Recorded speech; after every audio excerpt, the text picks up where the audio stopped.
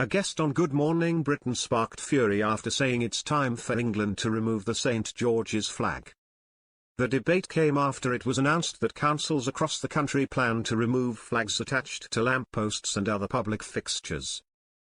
Discussing what the flag means to the public, presenters Adil Ray and Kate Garraway were joined by K. Indy Andrews, Professor of Black Studies at Birmingham City University, and writer Dr. Akib Ehsan on Tuesday's, August 19th, installment of the program.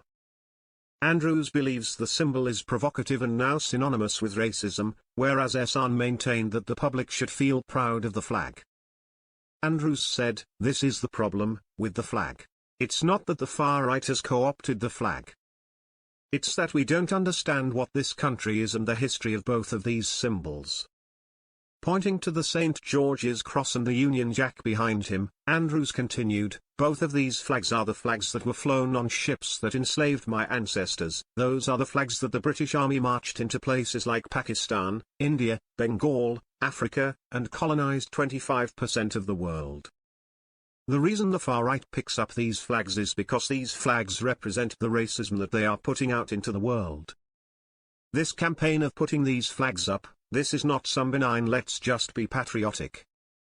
Go and search Operation Raise the Colours and you will find the same far right, Little England, this nonsense spewing about migrant hotels. This is what it's about," he added. "People aren't putting up these flags to celebrate Britain, they're putting up this flag to remind us that Britain is white and we shouldn't be here." Ehsan disagreed, declaring, "In my view, there are many reasons why we should be proud of British identity. We should celebrate expressions of English pride. If I just speak from a personal perspective, I think that Britain has a rich tradition of religious freedom. I also think that, compared to other European countries, it fares much better in terms of anti-discrimination laws against its minorities. So I think the point to make is people relate to the flags very differently, but if I talk about my personal experience, I've lived in Luton all my life, so I can understand, to some people, why the St. George's Cross can come across quite intimidating and menacing because the EDL was born in my hometown." He went on, "But I actually think when I see ethnic minority people expressing pride in their Britishness, celebrating their sense of belonging in England, I think that's the perfect antidote, a great counter-challenge to far-right activity and those groups that ultimately want to take ownership of those flags."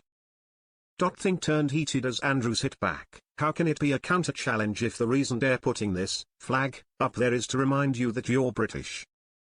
These protests, what are these protests about? There's nothing to protest if you're British and it's your country. So when people use the flag in that way, which they are doing, how can it be to counter the far right to wave the same flag?"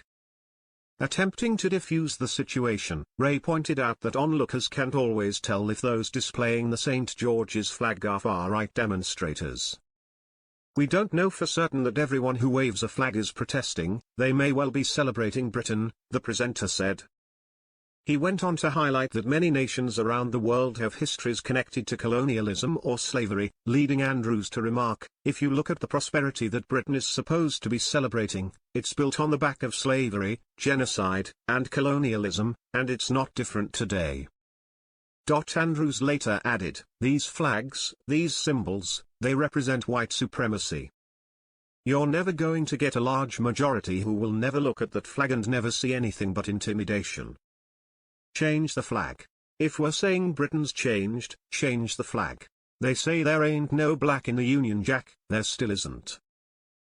One fumed, "This is the exact reason the country is on its way. Idiots like this saying a country's flag is a symbol of hate when actually it's the wokeness of the country which has made it that way, and the way authorities force things down your throat." Another echoed, "I'm so upset and angry at this professor. He obviously hates everything about us as a country and race. He is being provocative." A third raged, "Any country you visit flies their own flag, and so they should. Why try and stop us from flying ours? Get out if you don't like it here. Fly the flag today." Another agreed, "What the biggest load of SE. The reason the flags are flying them is we are proud and getting fed up with other countries thinking this is their country. This is Britain, and only the four nations flag should ever be flown on our soil." Others appeared to side with Andrews, with one writing, It's not being patriotic though, is it? We all know why it's happening, while another recognized that both guests made good points.